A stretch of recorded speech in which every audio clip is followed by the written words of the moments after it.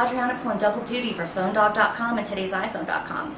Now today I got a pretty interesting package arrive, and it's right here. What do you think it is?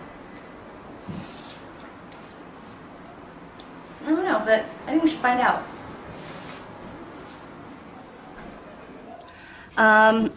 Let's see what we got inside.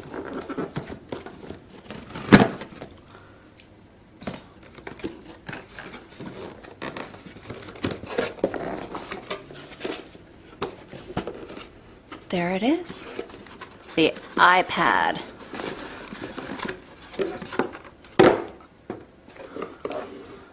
Nice. Okay.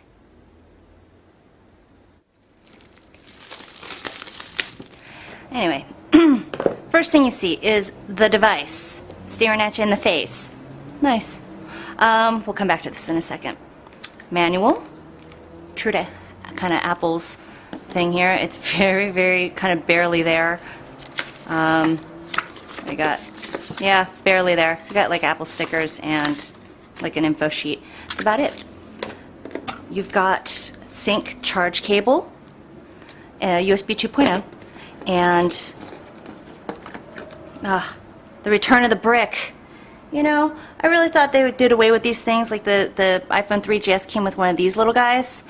And so I was really hoping it would come with something this compact and small, but that's it for the box. All right, so let's unsheath it, shall we?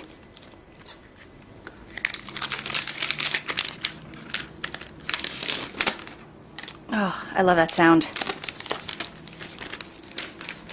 Okay, let's go over some of the stuff on the outside here. Got 3.5mm headphone jack right beside a little pinhole for the microphone. You've got on-off switch or sleep switch. You've also got, this is where you set the orientation. So it's got an accelerometer, just like the iPod Touch iPhone. You can turn it on its side or up and down, and you can lock the orientations. You've also got a volume rocker here. And, oh, there you go. You've got speaker down here, and your little port there for, you know, syncing, charging, etc. And that would be pretty much all she wrote. Okay. Now, is it a big giant iPod Touch? Well, okay, before you even turn it on, it kind of looks like it. Now, just for like a frame of reference, it's my iPhone. I got skin on it. By the way, if you don't know Ming, you should. They're awesome. Great skins. That's the iPhone next to the iPad. And as if that wasn't enough comparison, I've also got a Kindle. Definitely is the big papa of the group. Let's turn it on. I gotta say, doing this unboxing is a little different than the typical cell phone or smartphone unboxing, because the thing's big. I actually had to, I'm oriented here on the floor with a towel down because I couldn't even fit my camera and tripod on my table to the height where I would need, ooh, there it is. iTunes, charging cable. All right, you know what?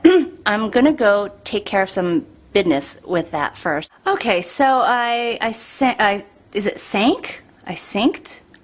I did some syncing, and I got like a whole bunch of apps in here now, like, you know, just, well, I have an iPhone, so I'm kind of an app freak, if you can't tell. So what I got here are a few iPad apps in addition to, well, I mean, some iPad compatible ones, you know, iPhone apps that kind of built in support for it.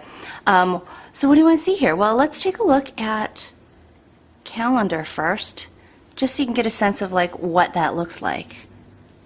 Wow, that's really, really freaking gorgeous. That is just like how much screen real estate there. That's pretty nice. If you go to a day view, it looks more like a day planner, especially in this landscape mode. You know, I mean, of course you can tilt the accelerometer and you could see it as portrait mode. You can go by your week view, month view. This is all pretty standard stuff.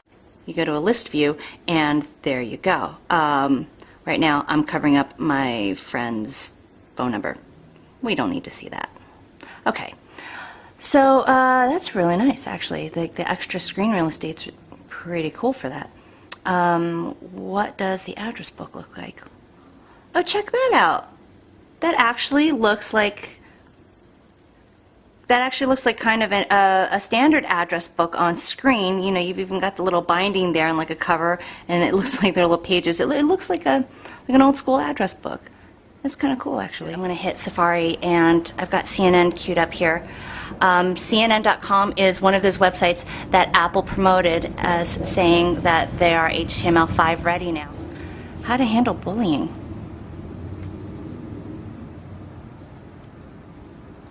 Not bad, not bad.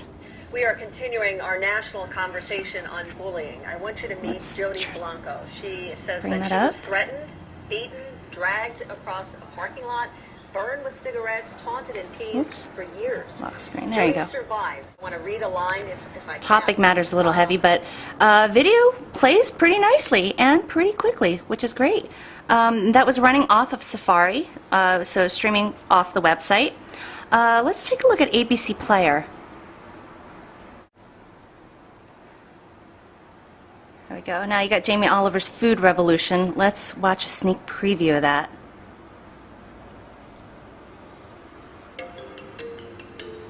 The following episode you can watch it in portrait. You can also watch it in landscape as well. So let's see how that renders. So these are all pieces that I designed from the collection. Oh, it's commercial. I really think that it's awesome. You know what? I gotta say, while there's audio that's kind of loud, you can actually feel it vibrate ever so slightly when you're holding it. Colors are rendering really nicely. Picture is clear and crisp. I'm not going to be allowed back in this school. Oh yeah, little girl. All right, that's enough. Now I just launched Text Plus. This is an app that, you know, actually isn't new, but I mean their iPad version is new. What this does is it lets people text, even to other people's cell phones, compose message. Let's see how the keyboard is on this. Not bad. The quick brown fox jumped over the lazy phone dog. Hey, we're not lazy. In portrait mode, though, it's really more of kind of like a hunt and peck thing. If you don't want to do that, go to landscape mode. Now, some people are still going to hunt and peck with this, but because there's more space, it'll be easier to use it like a typical keyboard.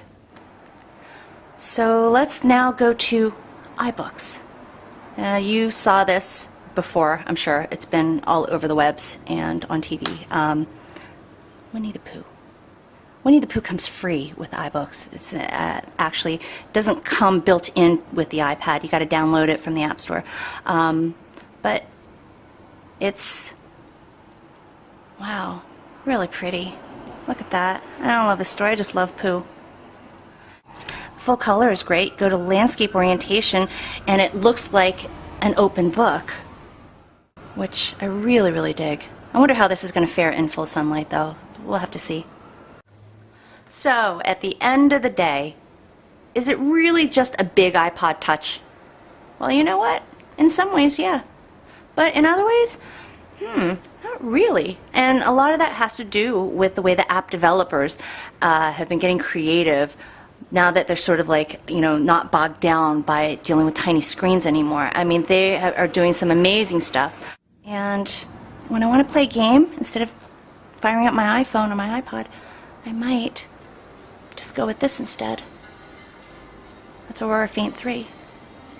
So I hate to tell you, but, you know, sometimes size really does matter. This is Adriana for Phone Dog and today's iPhone. And thanks much. Talk to you later.